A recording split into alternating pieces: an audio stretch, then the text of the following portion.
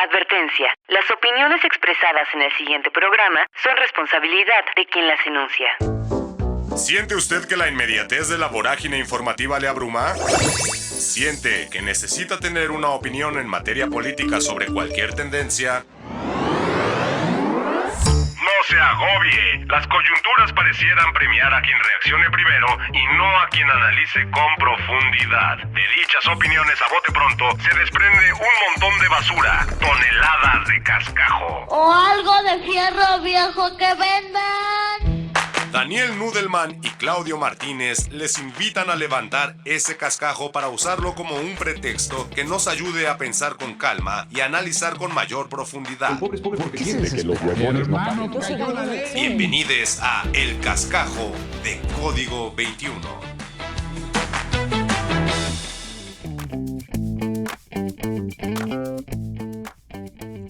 Reciban la más cordial bienvenida a El Cascajo, el noticiero más lento del espectro informativo.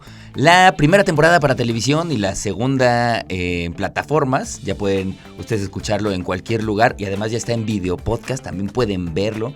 Entonces, pues si quieren y gustan y es la primera vez que nos topan, pueden ir para atrás y echarse todo lo que hemos hecho en este programa de Código 21 y Capital 21. Aquí, en esta segunda temporada, hemos decidido darle una vueltecita al cascajo por los lares del espectro electoral, que es lo que nos toca este 2024. Y es por ello que siempre tenemos de la mano a nuestro, ¿cómo se dice? Nuestro politólogo de cabecera, Daniel Nudelman Speckman. Mano, ¿cómo estás? Bien, Mano, ¿y tú? Todo en perfecto orden. Ya nos aventamos un programa sobre el proceso electoral, ya nos aventamos uno sobre la historia del PRI, sobre la historia del PAN, y nos parece importante ahorita hacer uno que tenga que ver con el PRD y Morena, porque son parte de la misma historia, cada quien por su camino distinto, pero sí nos gustaría saber qué hubo con el PRD y Morena. Cuéntanos, Mano. Lo que queremos hacer hoy, de alguna manera, es la historia de la izquierda mexicana, ¿no? De la izquierda mexicana como existe hoy, ¿no? Entonces, el Partido de la Revolución Democrática, o PRD, podríamos decir, el precursor, el antecedente directo del Movimiento de Regeneración Nacional. Pero si queremos buscar el antecedente del PRD, tenemos que ver muchas vertientes que confluyeron en 1989 en este partido. Ajá. O sea, por una parte está la izquierda histórica mexicana, que había venido experimentando ya un proceso de irse agregando, de ir convirgiendo durante toda la década de 1980, a partir de la Ley Federal de Organizaciones Políticas y Procesos Electorales de López Portillo, que vimos en el episodio dedicado al PRI. Ajá. O sea, la Lope abrió una avenida electoral a una izquierda que había estado históricamente marginada, ¿no? Incluyó amnistiar a participantes de grupos guerrilleros, etc. Antes de eso, la izquierda mexicana había estado muchas veces por fuera de las instituciones, por fuera del sistema, carente de registro. Algunos de sus partidos y movimientos eran ya bastante antiguos, algunos incluso más antiguos que el PRI. El Partido Comunista Mexicano, por ejemplo, se fundó en 1919, el mismo año que la Internacional Comunista de Lenin. Ese mismo año, un enviado de la Internacional Comunista, M.N. Roy, que era de la India, fundó el Partido Comunista Mexicano. O sea que el comunismo lleva mucho más años que Andrés Manuel. Lleva mucho, no lo inventó López Obrador, a diferencia de lo que piensan muchos de la reacción, no. Ya. El comunismo tiene una presencia en México de larga data. Ok. Podemos elegir como fecha la fundación del Partido Comunista de México en 1919, que luego tuvo una vida muy accidentada, a veces con registro, a veces sin registro, a veces más o menos tolerado, otras veces proscrito y reprimido. El partido, aunque sí, por supuesto, tuvo influencia en la clase obrera mexicana, nunca fue un partido fuerte, con muchos trabajadores abonados al partido, pero fue un referente intelectual muy importante. El Partido Comunista, pues era el Partido Comunista, era, digamos, la izquierda marxista socialista en México desde 1919, pero bueno, un poco por la errática política de Moscú hacia el mundo postcolonial, en momentos hasta fue aliado del PRI. El Partido Comunista no siempre estuvo a la altura de su misión histórica de ser la vanguardia de la clase obrera. Muchas veces el proletariado mexicano no tuvo cabeza, como escribió José Revueltas en su célebre ensayo sobre un proletariado sin cabeza, criticando lo corto que se quedaba el Partido Comunista. Y bueno, la izquierda marxista, como pasó en toda América Latina y en todo el mundo, fue muy sectaria. Los estalinistas por una parte, los trotskistas por otra, los maoístas por otra, otros que se inspiraron en la experiencia guerrillera cubana, todavía por otro lado, fundando guerrillas, haciendo de todo. En fin, muy atomizada la izquierda mexicana. Eso empieza a cambiar hacia la segunda mitad de los 70, durante la década de los 80, cuando, buscando tener ya una presencia electoral, oportunidad que se les estaba presentando por primera vez con la LOPE, empiezan a aglutinarse.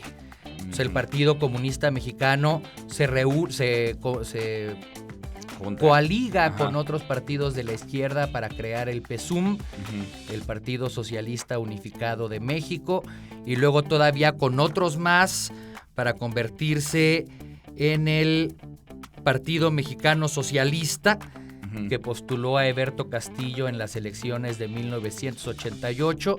O sea, ya se venía verificando este proceso de una izquierda que empezaba a aglutinarse para presentar un frente unido y captar más votos participando ya por la vía electoral. Esto tiene también un contexto mundial donde el comunismo se estaba reformando en la estela del eurocomunismo, tendiendo más hacia la socialdemocracia, abandonando la vía revolucionaria para volverse más reformista, etcétera, ¿no? Entonces, eso estaba pasando por el lado de la izquierda histórica, podríamos decir. Ok. Ahora, mucho más importante en la fundación del PRD fue una decisión que se produce al interior del PRI. En el programa dedicado al revolucionario institucional, platicamos cómo a partir del sexenio de Miguel de la Madrid Hurtado, el PRI, que antes de eso había apostado por un proyecto de desarrollo capitalista nacional, con un papel rector del Estado en la economía, que había de alguna manera recogido las demandas populares de la Revolución Mexicana, estaba convirtiéndose en un partido neoliberal. Ese viraje al neoliberalismo no se produjo sin traumas, claro, porque había gente dentro del PRI genuinamente comprometida con el nacionalismo revolucionario, con ese otro proyecto. Y que ahí dijeron, un momento, ¿no? Entonces produce una ruptura al interior del PRI. Los que querían defender esta identidad nacionalista, revolucionaria, que recogía demandas populares, tratan de arrebatarle a los neoliberales la dirección del partido y fundan la Corriente Democrática. Pero pues como platicamos en el episodio dedicado al PRI, el PRI era una herramienta del poder de los presidentes. Vaya y escuchen nuestro episodio sobre el PRI. No se pierdan ese episodio. El presidente decidía cuál era la ideología. El presidente designaba por dedazo quién iba a ser su sucesor. Entonces, esta corriente democrática que buscó democratizar al PRI y devolverlo a sus raíces, digamos, a la que había sido su identidad de siempre, nunca tuvo la menor chance. Los líderes de esa corriente democrática fueron Cuauhtémoc Cárdenas Solórzano, el hijo de Lázaro Cárdenas del Río, y pues por lo tanto muy identificado con el proyecto del control nacional sobre recursos estratégicos, la rectoría del Estado en la economía, etcétera. Otro fue Porfirio Muñoz Ledo, otra fue Ifigenia Martínez.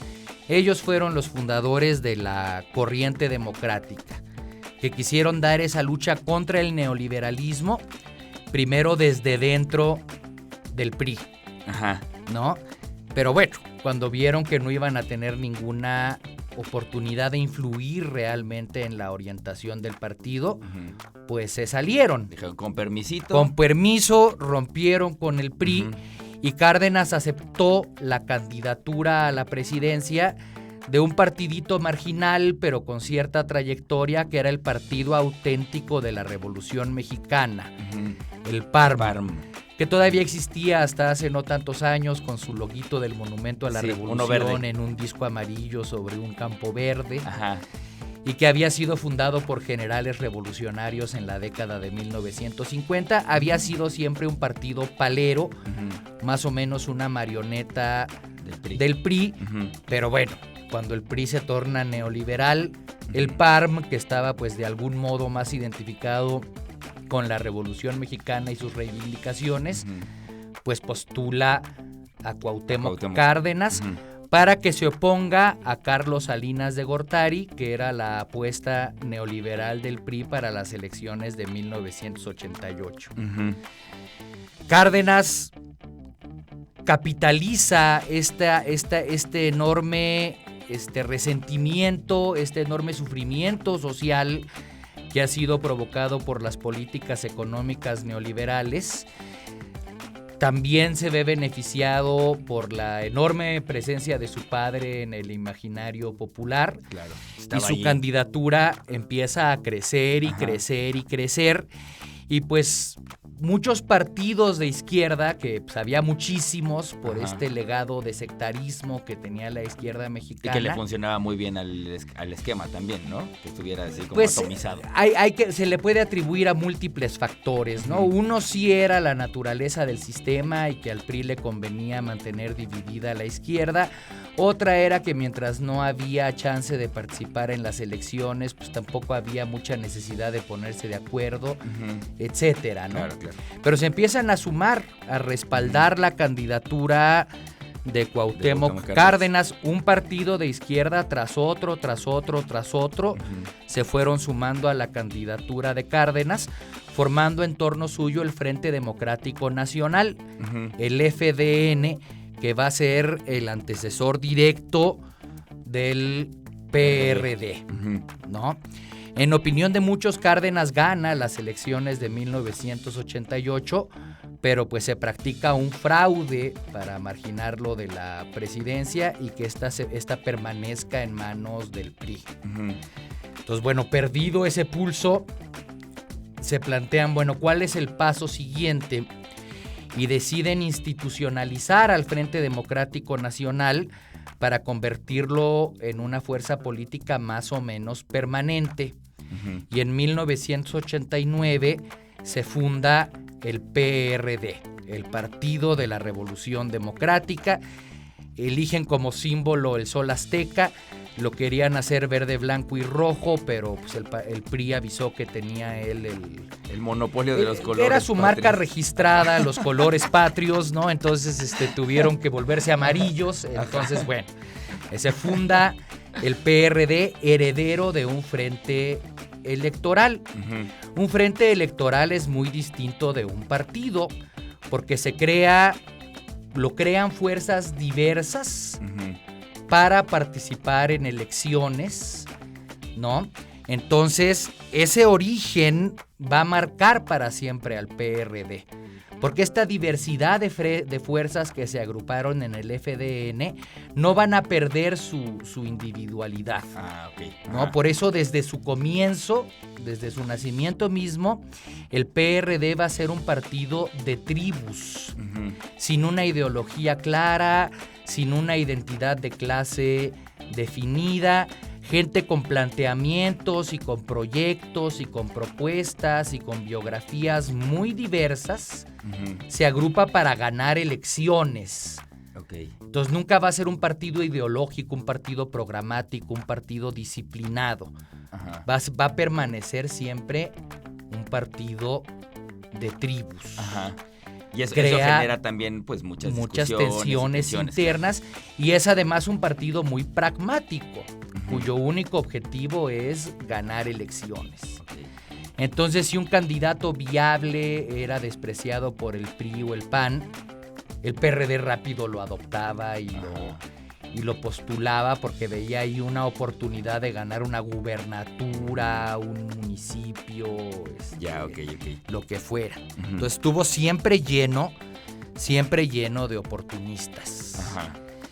Y bueno, el nacimiento del PRD señala también la muerte oficial de la izquierda marxista socialista, porque es el Partido Comunista Mexicano, después convertido en PSUM, después convertido en PMS, el que le cede el registro, ¿no? Entonces deja de haber un partido marxista socialista para que ese espacio lo colme el PRD, que si bien era de izquierda, nunca fue socialista. Claro. ¿No? Oye, mano, ¿te parece que hagamos una pausa? Hagamos una pausa y retomamos la historia del PRD más adelante. Venga, vamos y volvemos. Están en El Cascajo. Lo importante no es pensar primero, sino saber pensar. El Cascajo. Y estamos de vuelta aquí en El Cascajo. Hoy estamos hablando de la historia del PRD y Morena, de la izquierda mexicana. Ya llegamos a la fundación del PRD en 1989 y pues vamos para adelante, mano. ¿Qué pasó después de eso?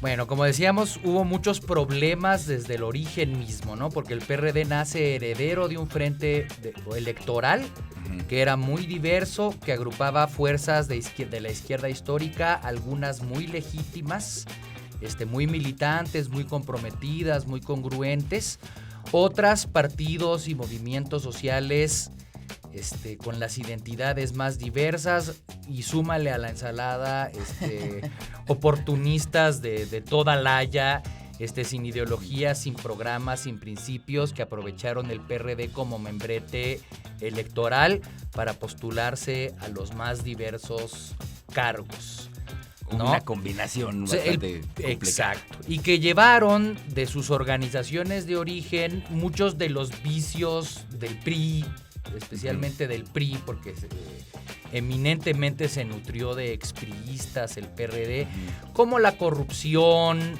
el nepotismo, todas esas prácticas que habían provocado tantísimo enojo con el revolucionario institucional después de 50 años en el poder, que se iban convirtiendo en 60 y luego en 70, etcétera, ¿no? Entonces el PRD, que empezó lleno de ilusión e idealismo y esperanzas, pues empezó a decepcionar y a desesperar a todo el mundo, ¿no?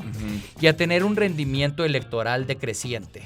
O sea, a Cárdenas le fue bien en el 88, en el 94 ya no le fue tan bien, en el 2000 ya su participación fue francamente testimonial. La gente se estaba aburriendo también ya de la misma cara. De la misma cara y concretamente de esa cara. Y que además abonaba en esta idea, ¿no? De todos los partidos son iguales, porque el PRD estaba pues haciendo las mismas prácticas que tenía el PRI y era más ni siquiera para ganar, ¿no? Entonces de repente pues sí se impuso la idea de que para sacar al PRI de los pinos había que mirar en otra dirección, y pues la gente volteó hacia el PAN, y a Vicente Fox, que gana en el 2000, incluso con mucho voto proveniente de la izquierda, haciendo el cálculo del voto útil, ¿no? Sí, para la alternancia. Exacto. Entonces ya hacia el 2000 ni siquiera la izquierda más comprometida seguía votando por el PRD, ¿no? Entonces el partido iba en picada. En picada. Ahora, había signos de esperanza, ¿no? Y era López Obrador. O sea, López Obrador era un priista de Tabasco, pero uno de esos priistas a la vieja usanza, ¿no? de los Era que priista, era López priista López Obrador, de los que se ensucian los zapatos para ir a hablar con la gente de los pueblos, para ir a instrumentar los programas sociales en la Chontalpa, etcétera, ¿no? Entonces López Obrador, cuando el PRI da el volantazo hacia el neoliberalismo, pues también dice yo ya no soy de aquí, apoya la corriente democrática y eventualmente se sale del PRI para buscar la gubernatura de su estado, que es Tabasco, en 2 oportunidades, en 88 y en 94, ¿no? Y en las 2 oportunidades le hacen fraude. López Obrador encabeza marchas hacia la Ciudad de México. Yo ahí tengo una duda. En el 88 también buscando la participa candidatura por dentro del por PRI dentro del y PRI. lo bloquea. Eso. Y en el luego 94 por el PRD y Roberto Madrazo hace de las suyas, ¿no? De las que hacen elecciones, maratones, con lo en que todo, puede. en todo. Tiene una marca, Exacto. Roberto Madrazo. Y la deja en todo lo que hace. Es Ajá. una persona muy... Ujú. Él sí es muy congruente. Sí, es muy para congruente. que veas, No le falla. No le falla. López Obrador abandona el PRI y marcha al PRD, ¿no? Ya con esta trayectoria de lucha social, de contacto estrecho con las bases, etcétera. Es presidente del PRD entre 1996 y 1999 y se postula para jefe de gobierno de la Ciudad de México en el 2000. Entonces, mientras Cárdenas pierde la presidencial, López Obrador gana la jefatura de gobierno y hace una gestión muy lucida, ¿no? Donde ya se pueden observar de forma embrionaria todas las políticas que impulsó después desde la presidencia. Transferencia de recursos a las clases populares a través de prestaciones como la pensión de adultos mayores. Que no hizo Fox, aunque diga que la hizo. Sí, ¿no? Obra pública con megaproyectos como el segundo piso del periférico, y pues López Obrador empieza a crecer muchísimo, ¿no? Y su gestión muy exitosa, muy brillante, muy celebrada, contrasta con el fracaso de Vicente Fox en la presidencia. O sea, Fox también había llegado portador de inmensas ilusiones a la presidencia y las decepcionó o las desilusionó todas, una después de otra. Entonces de repente ya se empezó a hacer muy claro que López Obrador era el claro favorito para las elecciones presidenciales del 2006. El PRD lo postula, no sin conflicto. Cárdenas parecía creer que la candidatura a la presidencia era su prerrogativa personal, entonces nunca respalda a López Obrador en las elecciones de 2006. Esa campaña fue muy rijosa, ¿no? Calderón apostó por una guerra sucia de mentiras, de generar miedo, de pintar a López Obrador como un peligro para México. López Obrador tomó decisiones controvertidas también, como no presentarse al primer debate. Y eso le costó. Eso le costó. Pequeños errores suyos, como el célebre Cállate Chachalaca, tratando de detener la injerencia presidencial en la elección, también redundaron en su contra. Y sin embargo llegó como el favorito en todas las encuestas al día de la elección. En la elección pasó lo que pasó, ¿no? Hay fuertes razones para presumir que hubo un fraude, pero pues las pruebas fueron destruidas cuando se incineraron las boletas. Entonces ya no va a haber modo de saber a ciencia cierta cuál era el resultado. Ya es imposible reconstruir el resultado. Lo único que sabemos es que el resultado al que se llegó tiene muchísimas inconsistencias de muchísimos tipos, ¿no? No podemos centrar la discusión de hoy en si hubo fraude o no hubo fraude. Yo pienso que sí y muchos pensaron que sí, ¿no? Claro. O sea, en los días inmediatos posteriores a la elección, la coalición por el bien de todos, pivoteada por el PRD, siguió unida en la lucha por el voto por voto, casilla por casilla. ¿No? Entonces eso mantuvo unido al PRD por un tiempo. Por un ratillo. Por un ratito Sí. corto. Sí. ¿No? Porque ya cuando se acerca diciembre empiezan a haber problemas, ¿no? Se hace claro que no se va a revisar la elección, que no va a haber un nuevo conteo. Entonces la pregunta era, ¿qué sigue? Tenemos que oponernos a unas instituciones consideradas espurias, no asumiendo nuestras curules en el Congreso, o si las asumimos, vamos a reconocer a Calderón como presidente o no. López Obrador va a seguir como líder de la oposición o lo vamos a investir presidente legítimo de México.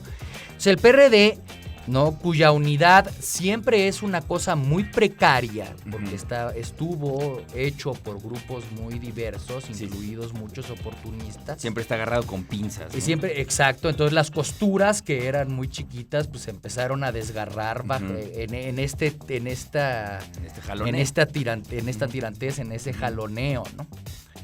Entonces, bueno, vimos a una Ruth Zabaleta cediéndole el acento a Manlo Fabio Beltrones en la toma de posesión del 1 de diciembre de 2006, cuando pues la idea era boicotear que Felipe Calderón pudiera asumir el cargo, cosas como esas, ¿no?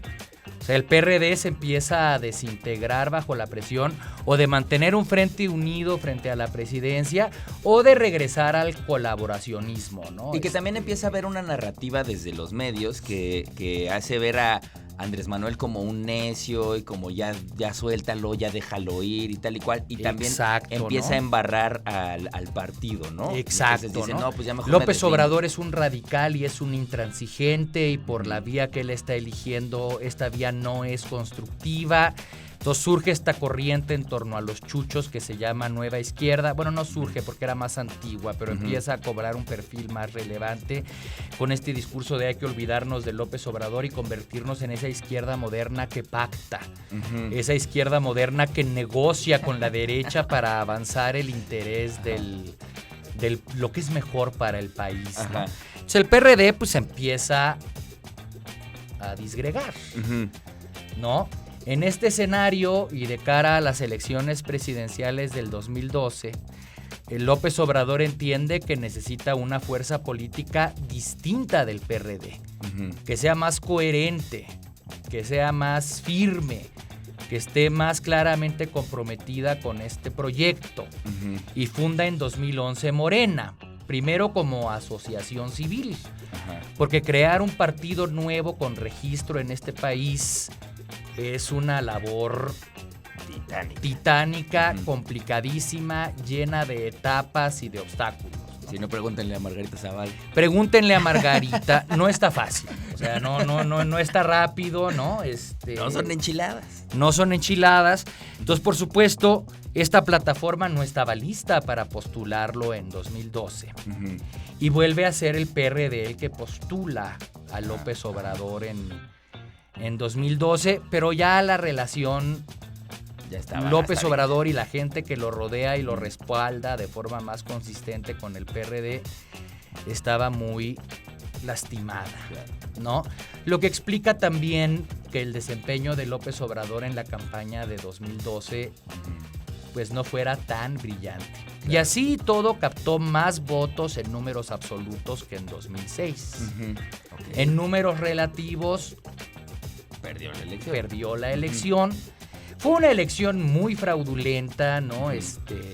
En la que el PRI recurrió a todas sus viejas mañas. Las que ya se sabía. Y algunas nuevas inventadas, ¿no? Como repartir tarjetas sorianas sin saldo, con la promesa de que iban a tener saldo una vez que ganara Peña Nieto.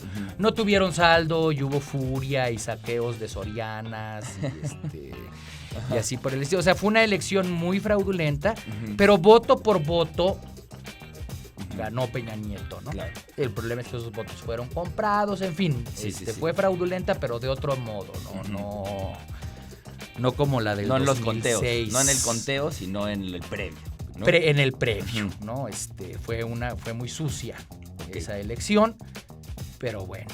Después de eso se hace claro que López Obrador y la gente que lo respalda y el PRD ya no pueden seguir avanzando por el mismo camino. Ajá. Y entonces ahí viene el momento en el que cada quien agarra su camino. Cada quien toma su camino. Entonces, para ir a ese momento, vamos a un corte y regresamos aquí a El Cascajo, que estamos hablando de la historia de la izquierda en Capital 21 y Código 21. Las opiniones son como la cola. Todos tenemos una. El Cascajo. Estamos de vuelta aquí en El Cascajo. Hoy hemos estado platicando sobre la historia de la izquierda y ya estamos en el punto en el que se rompe una taza y el PRD, Andrés Manuel, el Movimiento de Regeneración Nacional empieza a agarrar cada quien un camino distinto. ¿Qué pasó ahí?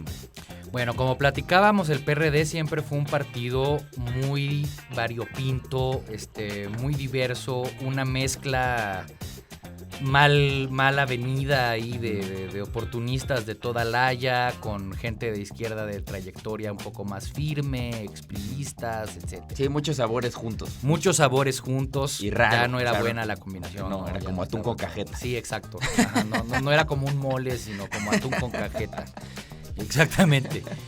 O agua con aceite, en fin, ese tipo de cosas, ¿no? Entonces, bueno, en el momento de muchísimas presiones políticas que sigue a 2006, uh-huh. esa combinación se empieza a desintegrar, uh-huh. ¿no?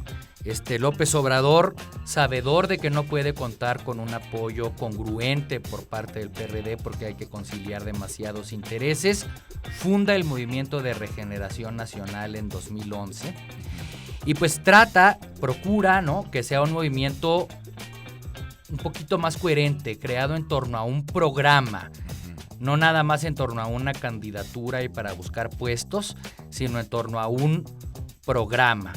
Y al mismo tiempo no quería que fuera un partido político, sino un movimiento para mantener esa cercanía con las bases, esa capacidad de agregar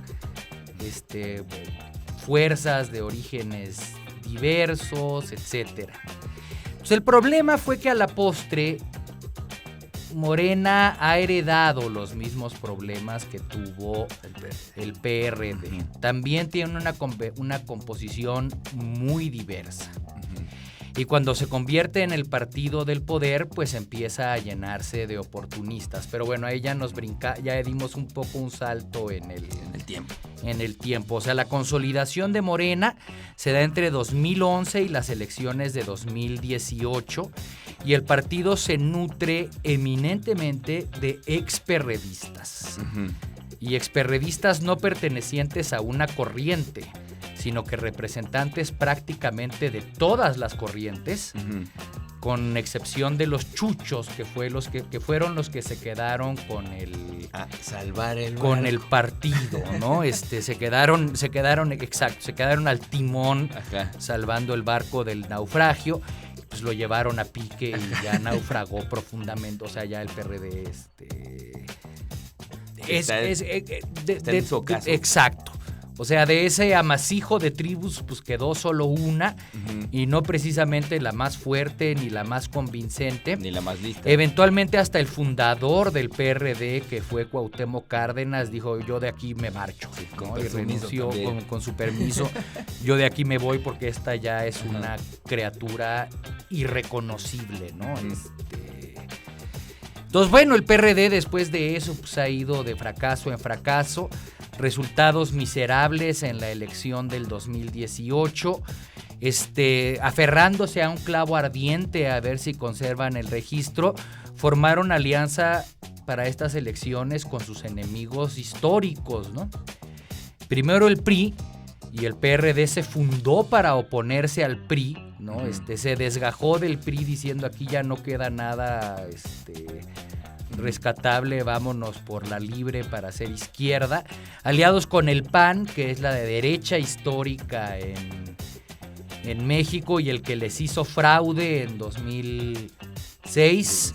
O sea, el PRD ya con estas alianzas ya no es PRD, ya no es nada. Ya quién sabe qué es. Como está aportándole muy poquito a la alianza, pues la alianza le está ofreciendo muy poquito también, verdaderamente migajas.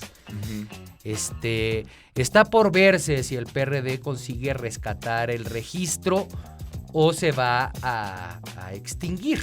¿Tú qué crees? ¿Se queda o se va? Yo creo que se va. ¿Sí? Yo creo que se va, pero muchos mini partidos han demostrado una capacidad de supervivencia larga en el régimen político mexicano. Pues es que si armar un partido es un desastre, joda, ¿no? pues, entonces tienes que... y a la gente e incluso a partidos fuertes les conviene formar alianzas con partidos chicos por la participación en el presupuesto de partidos, claro, en los tiempos, etcétera, ¿no? Pues hay una serie de defectos en nuestro sistema electoral, donde cuando ya tienes una franquicia, mantenerla con vida le conviene no nada más a ti, le conviene a mucha gente. Claro. Es posible que lo mantengan con vida, pero pues es una vida ya espectral, ¿no? Nunca va a volver a ser una fuerza ya es un partido digna de ese nombre. Los partidos testimoniales son aquellos que representan causas, ¿no? Y participan en elecciones para dejar testimonio de su opinión, de que esa postura existe. El PRD no representa una postura, no tiene nada. O sea, ni es testimonio de que por ahí están los chuchos y todavía quieren parte del botín, pero ni siquiera para partido testimonial califica. Cámara. No, nada más para lo que queda de un negocio. O sea, en fin, ¿no? Morena, por su parte, pues ha ido creciendo, ha formado alianzas en diferentes momentos con el Verde, con PT, con Convergencia, con el PRD, con Movimiento Ciudadano, pero ahorita ya está convirtiéndose en el partido más fuerte de México. Y ser el partido en el poder, como comentábamos en el episodio dedicado al PRI, comporta sus riesgos. Porque todos los oportunistas, todos los ambiciosos vulgares, se acercan al partido en el poder para hacer carrera, para ascender. Y Morena, conserva esta lógica que tenía el PRD, de ser una fuerza política pragmática que lo que procura es ganar elecciones. Aunque ganar elecciones esté al servicio del programa, de repente los medios y los fines se confunden, ¿no? Si no para Morena como movimiento o los que ahorita ocupan su dirección, sí para muchos que participan en ella, ¿no? Entonces vemos prácticas típicas del PRI que luego fueron transmitidas al PRD y que ahorita están encontrando cabida en Morena, ¿no? Aunque existe un programa, aunque existen órganos dedicados a vigilar la disciplina y la congruencia, vemos muchas incongruencias, ¿no? Entonces Morena es ahorita la portadora de un proyecto político de izquierda, no socialista, ¿no? Pero sí nacionalista, sí de rectoría del Estado en dirección de la economía, sí de incorporar demandas sociales, pero... ¿Estás diciendo que Morena no es comunista? No es comunista Morena, ¿no? Porque como platicábamos, no existe ya un partido comunista desde que el Partido Comunista le cedió su registro al PRD en 1989. Ya llovió, o sea, no... Aunque en Morena hay excomunistas, porque muchas fuerzas de izquierda participaron en el FDN y en la fundación del PRD. Su programa, como también platicamos en la primera temporada del Cascajo, no es comunista. Es de un desarrollo capitalista nacional tendiente a la redistribución de la riqueza para mitigar las desigualdades y las iniquidades más odiosas a las que da lugar el capitalismo. Eso lo hace de izquierda, pero no es de izquierda socialista ni anticapitalista, ¿no? Entonces, bueno, Vayan y sí, escuchen ese episodio. sí representa un proyecto de izquierda, que para muchos es muy esperanzador, ¿no? Pero sí hay que advertir de peligros, ¿no? O sea, hay que estudiar la historia del PRD para saber lo que no queremos que pase con Morena. Claro. O bueno, lo que yo pienso que no queremos que pase. Ahí está. Pues con esto cerramos esta revisión histórica de la izquierda en México. Vamos a un corte y regresamos a El Cascajo.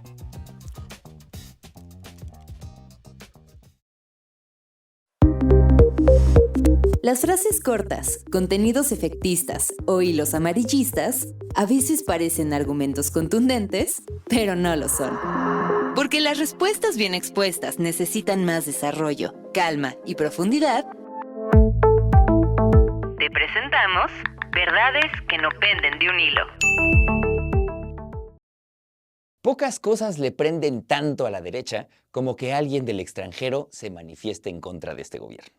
Pudimos observar el revuelo que generó el episodio de El Festival de las Ideas con el discurso que dio Cayetana de apellido larguísimo Álvarez de Toledo y Peralta Ramos, la infinita flojera que debe ser para esta señora tener que llenar papeles para que le den su pasaporte, y además resulta ser aristócrata, 15ª marquesa de Casafuerte.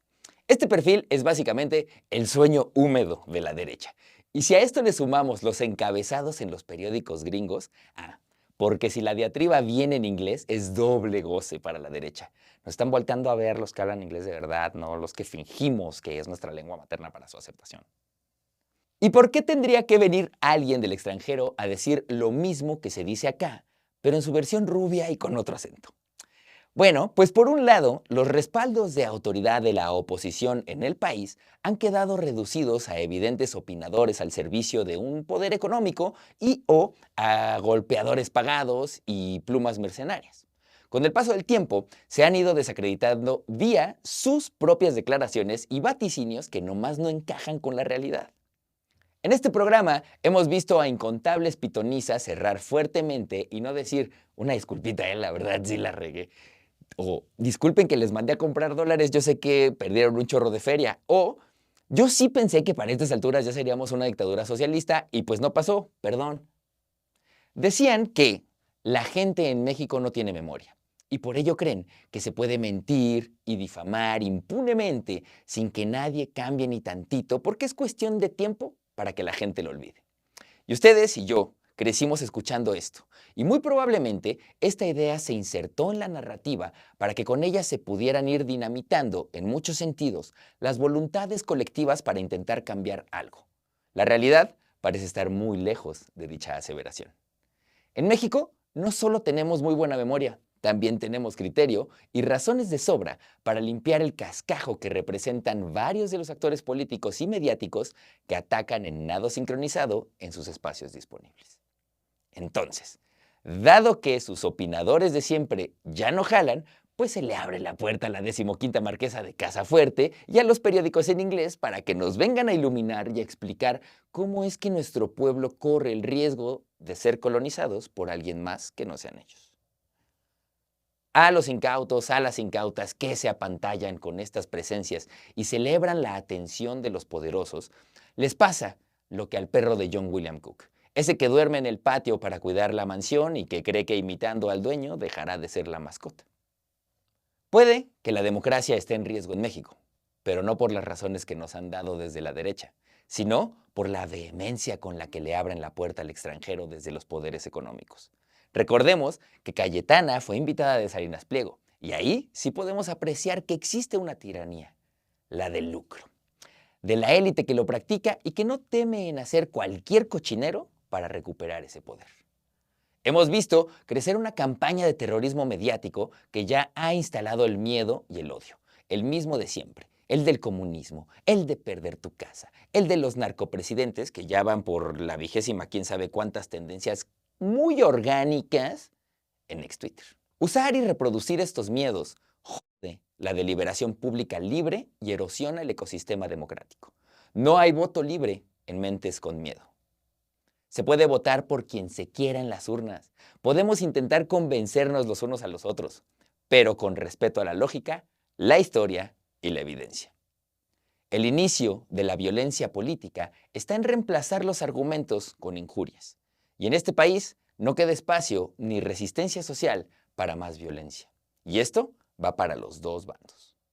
En las últimas estadísticas de preferencia, esa con la que hicieron berrinche Lozano y Alarraqui, vemos que no están teniendo el resultado que esperaban, porque de nuevo, en México no solo tenemos muy buena memoria, también tenemos criterio y apelamos a la corroboración de la información y la razón. No se puede ser demócrata y practicar la posverdad. Es normal discrepar, pero no se puede practicar la democracia si solo pretendemos ganar discusiones, haya sido como haya sido.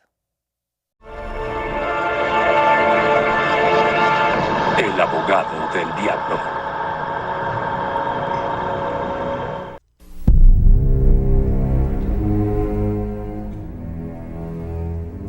Bien, ya estamos en esta sección llamada El abogado del diablo, en la cual me toca ser Kevin Lomax o Keanu Reeves y defender, en este caso, al PRD. Pues mira, Daniel Nobelman Speckman, yo creo que el PRD no tuvo de otra más que aliarse con el PRI y el PAN porque sabe que el verdadero peligro para México es Morena. Ese es un argumento completamente falaz, ¿no? Morena no representa hoy un proyecto distinto del que enarboló el PRD en 1994, 2000, 2006 y 2012. O sea, López Obrador ha sido muy congruente y es el mismo proyecto de nación que el PRD en su momento respaldó. Entonces es más bien el que se está convirtiendo en un peligro por sus zigzagueos y su oportunismo es el PRD. Pero digo, no hay que alarmarse, es un peligro chiquito. Sí. Pero si Morena es insignificante. Si Morena es igual a los otros partidos, hasta está lleno de priistas. Cosa que el PRD difícilmente podría censurarle, ¿no? O sea, ya dijimos que es cierto. O sea, muchos expriistas han brincado primero al PRD, luego a Morena. Esa es, podríamos decir, la debilidad y la fortaleza de los partidos pragmáticos que buscan ganar elecciones. Su capacidad de cacharlo todo, ¿no? Partidos catch all, que buscan captar votos, no de una clase, no de un grupo ideológico en concreto, sino de complejos grandes de intereses, ideas y personas que se aglutinan en torno a un proyecto. Esa es una fortaleza en un sistema electoral.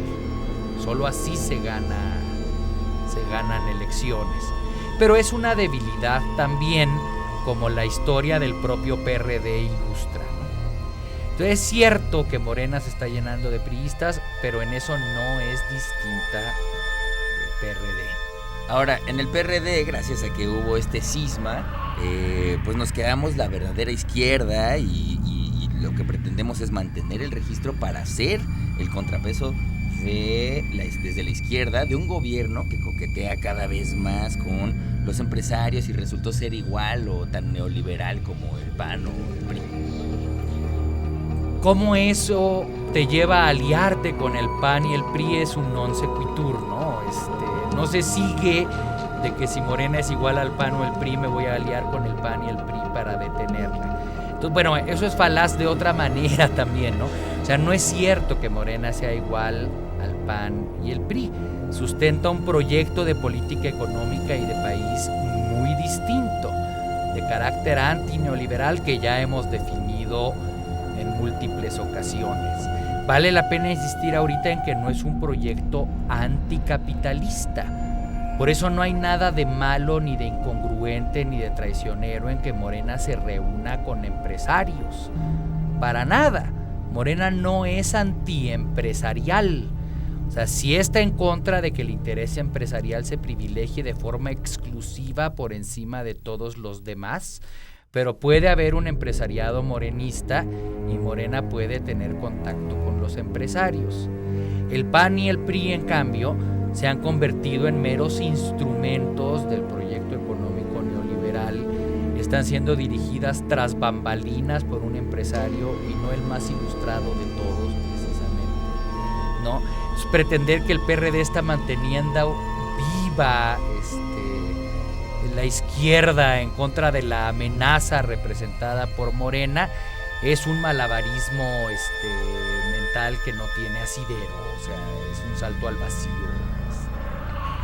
Pero bueno, también por otro lado creemos en gente que pues no tiene por qué ser ni de izquierda ni de derecha como Xóchitl Gálvez, ¿no? Que bien puede ser trotskista y bien también puede ser una empresaria que se ha beneficiado de algunos contratos que le dio su posición. O sea, creemos que ese es el tipo de persona que podemos apoyar desde la nueva izquierda, desde la verdadera izquierda. Pues claramente no.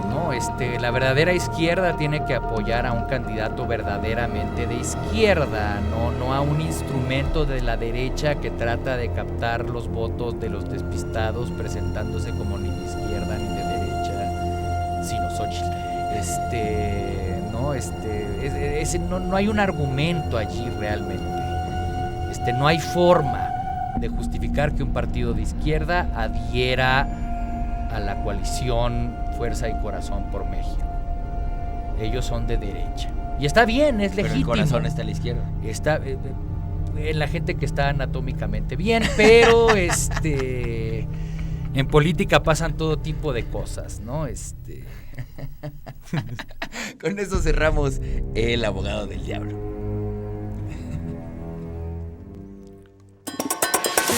Las opiniones son como la cola. Todos tenemos una. El cascajo. Bien, ya estamos de vuelta en esta última sección, en el ocaso de El Cascajo. Y bueno, mano, pues reflexiones, últimos apuntes, cosas que quieras decir sobre la izquierda en México en este momento. Una reflexión final. En conclusión, la única fuerza de izquierda que va a participar en las elecciones de este junio de 2024 es la coalición Sigamos Haciendo Historia, centrada en torno al Movimiento de Regeneración Nacional. Fuera de la coalición Sigamos Haciendo Historia ya no hay izquierda. No izquierda partidista con registro. O sea, al margen de los partidos políticos y de las elecciones, hay movimientos y fuerzas de izquierda de diversa índole, incluido el Ejército Zapatista de Liberación Nacional y tantas otras, pero con registro y que vayan a figurar en la boleta únicamente la coalición Sigamos Haciendo Historia. El PRD, de sus convulsos inicios en 1989, como el partido que aglutinó a toda la izquierda, hoy es nada más un cascarón.